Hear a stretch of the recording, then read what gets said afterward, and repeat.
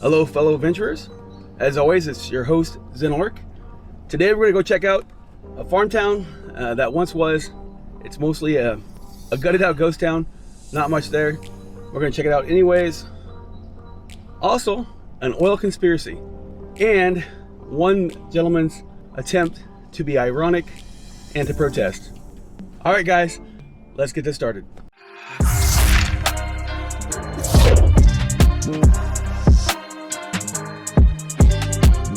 My goal with these videos is to get you guys outside and doing something and getting away from technology, which is kind of hard to say when I'm holding a camera, but get away from those cell phones, get away from those computers and get outdoors. It really helps you guys out, gives you energy. It just really clears the soul and makes you happy.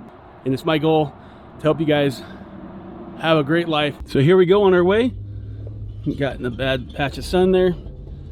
So let's get driving, get on the freeway, and I'm going to show you some cool things that I think are cool and that, you know, I've kind of become jaded to.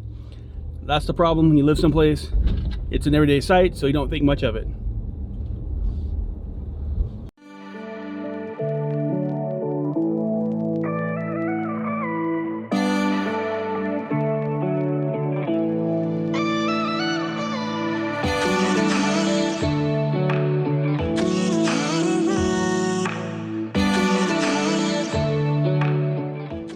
Anyways, you can see up there those two hills. You might call them mountains, depending where you come from. Here in Washington, those are hills. There's a gap there. That's why this place is called Union Gap. That's actually why the name of the city is called that. But it's actually, there's a band from back in the day. It's Gary Puckett and the Union Gaps, and they actually got that name from Union Gap, and that is the big old gap between where we're driving through right now. I forgot to mention, this side, the left side of the hill right there, made national news because it actually cracked. It actually thought there would be a landslide.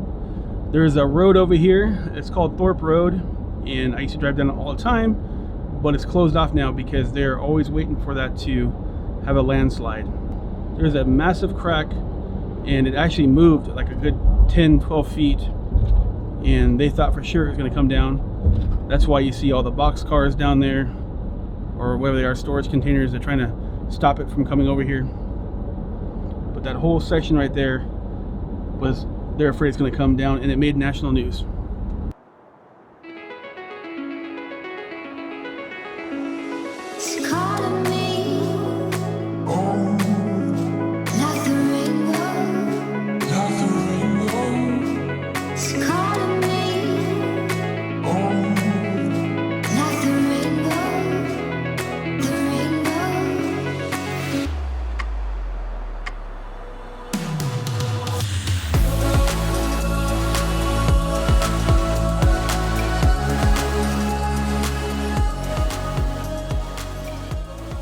And slow it down.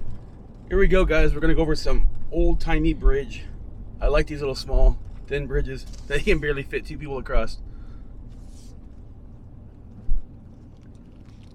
especially on my big truck. We just fit.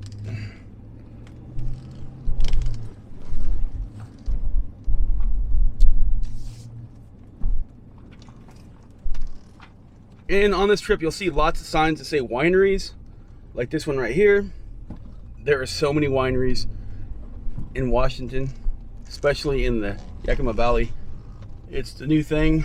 A lot of people are switching over to grapes. It's a big transition here. All right, everybody, we're at our first stop off here. This is Donald, Washington. It used to be a town slash little tiny bitty farming community. Now it's just a pass through. It's called Donald Road. There is not much left, but there is some old mills. Looks like an old church, or maybe it's a schoolhouse.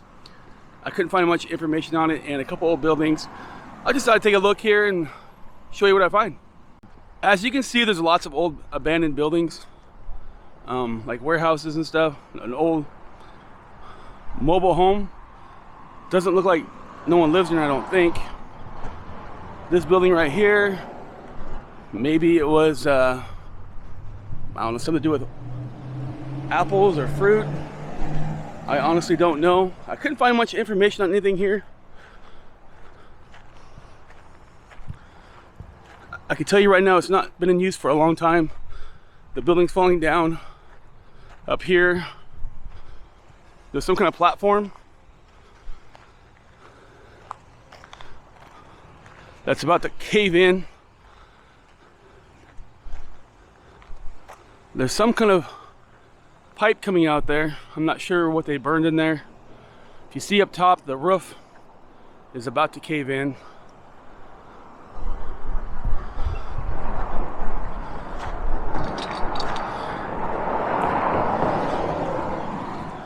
Honestly, I don't know what it used to be used for.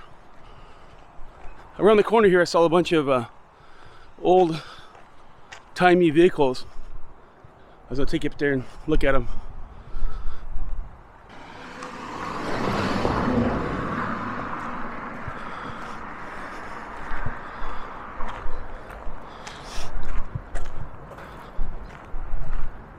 And down there you can see a bunch of old trucks and cars that are no longer in use, obviously, and haven't been for some time.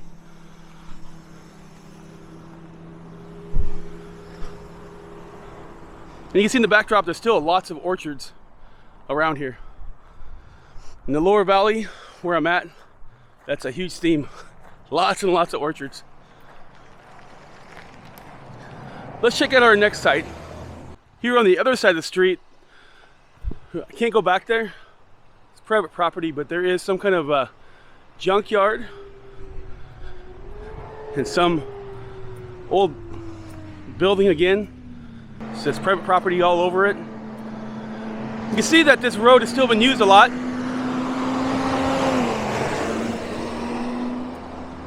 It's a pass through now. There is a mini mart over there.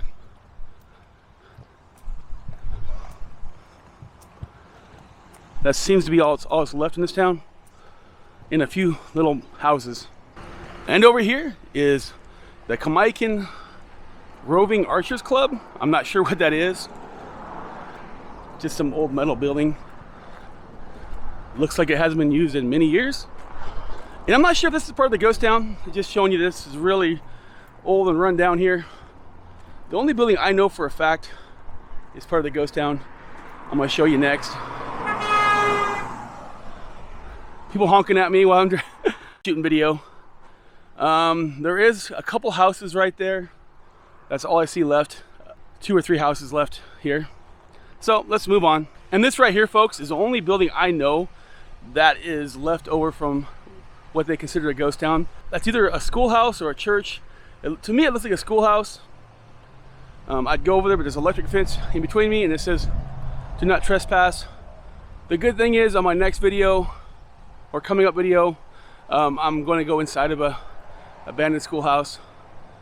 Anyways, guys, let's move on and fast forward to our next destination.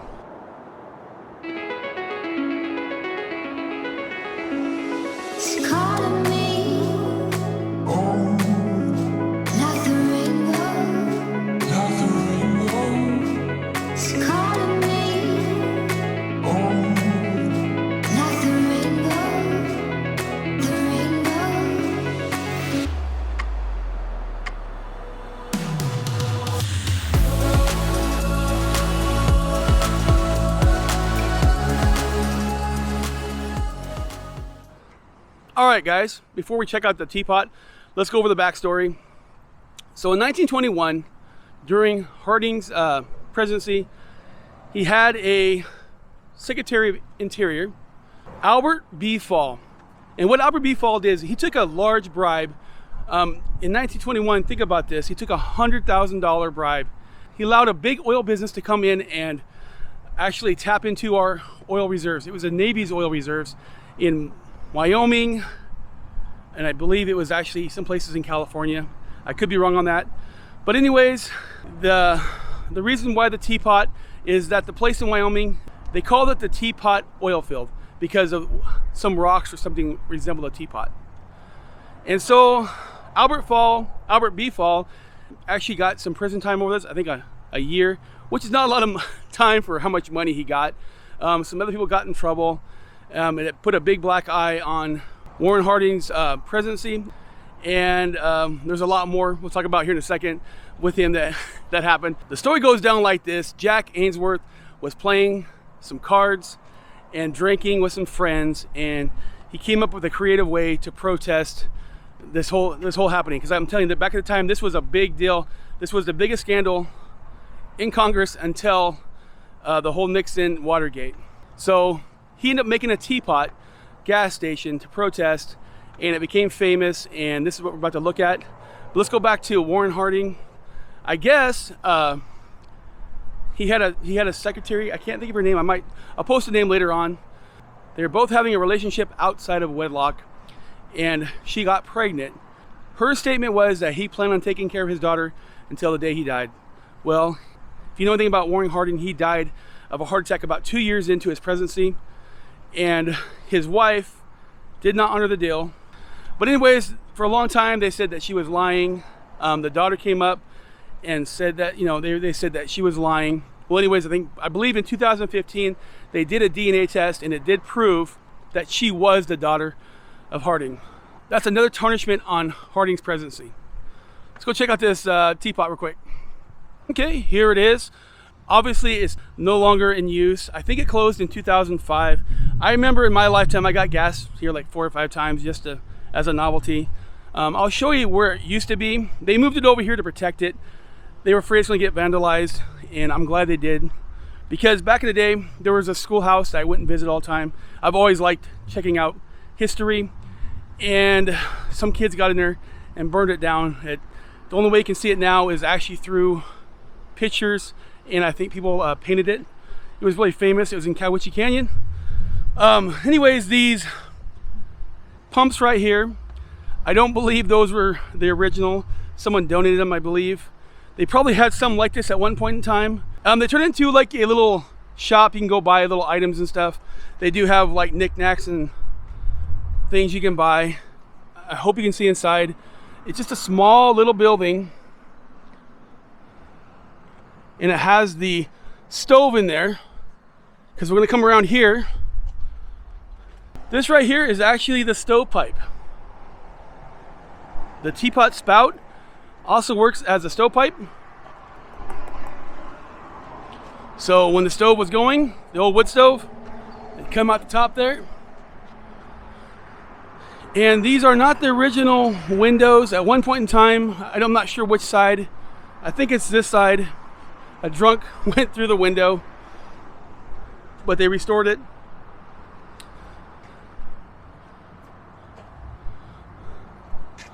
One side's made of metal, might be this side, and one side's made out of concrete.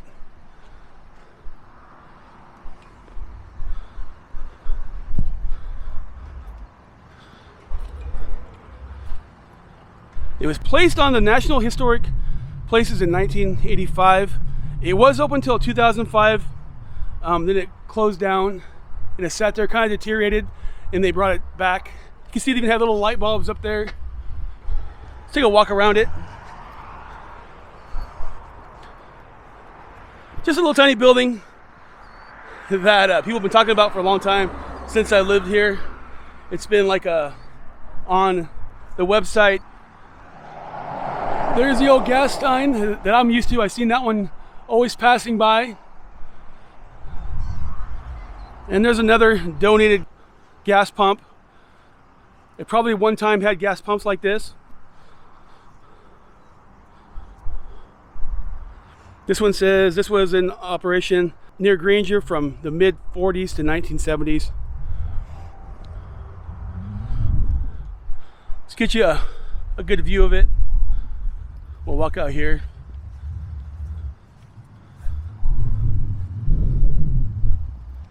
Anyways, it's kind of cool. It turned into a park. You can still see it, and people for generations will see it now because they took the time and the money to make it into a little park. All right, let's move on. Anyways, let's check out some other things in this park. They have this memorial here to the firefighters. Here's some sponsors. Les Schwab Tires, Cherry Hill Golf Course, Central Premix. The Fallen Firefighter Memorial. Silver sponsors, so they must have like different levels of sponsors. They could be immortalized on a seat. These are firefighter sponsors. And these are actually people that died fighting fires here in the Yakima Valley. I remember when those 4 died. I don't remember the other ones, but I do remember that big tragedy about the 4 people that died in 2001. That was a horrific thing. But it's cool that they actually take the time and thank people that fight fires around here. I live in the desert, so there's lots of fires. They turned this into a park. Back here, there's usually kids playing. I guess not today. There's a little slide, monkey bars. There's one more memorial we'll go check out. Let's head over there. They do have a little veteran memorial. They have little plaques to commemorate all the different wars.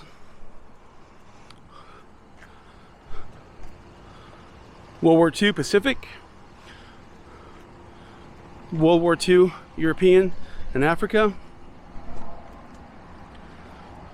the Korean War,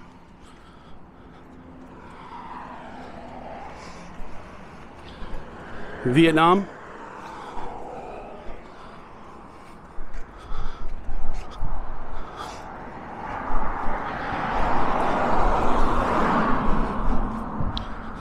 Veterans Memorial of Zilla, 2017.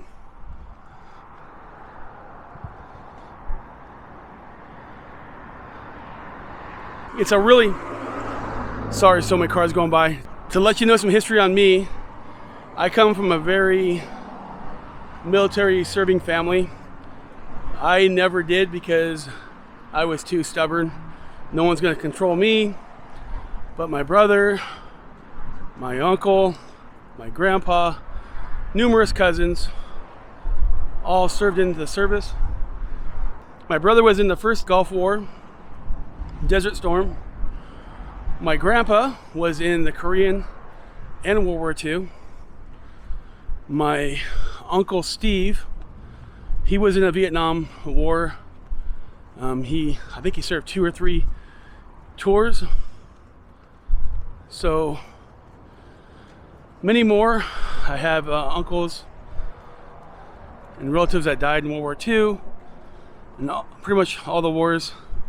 Again, I never served, but I do respect the men and women that do.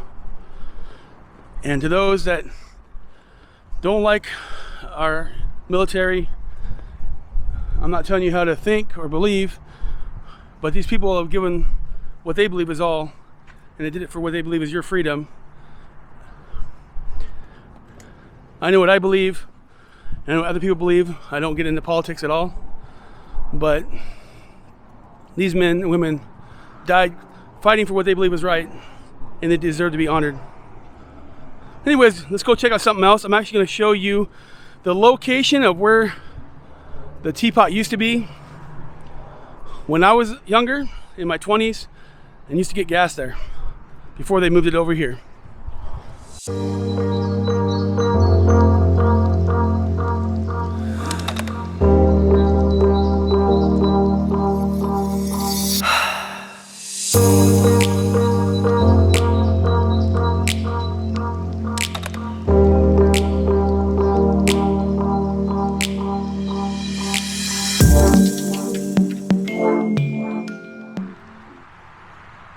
You can see right here, this is where you used to be able to get gas. There's garbage there, but the pumps are right here, and these are where your cars would park. And you can see the old round area where the Teapot used to sit. Still has the old price sign up there. I know it's not the original, but that's the last one it had. And that's pretty much it. Over here, I can't go up in here because it's private property. I'll try to sneak up there as much as I can. I know there's a picture online I'll probably post, but there's a metal teapot back here. I don't want to go too far up in their property, but you can see right there, they made a teapot 2 commemorate the teapot being here. Anyways, guys, that's our show today. Hope you guys enjoyed. I really enjoyed seeing this. Even though I've seen it quite a few times, I still enjoy looking at it. It's been part of my life for a lot of years, and I always like driving by. I love the backstory. Anyways, guys, I will see you next time. Love ya. Peace.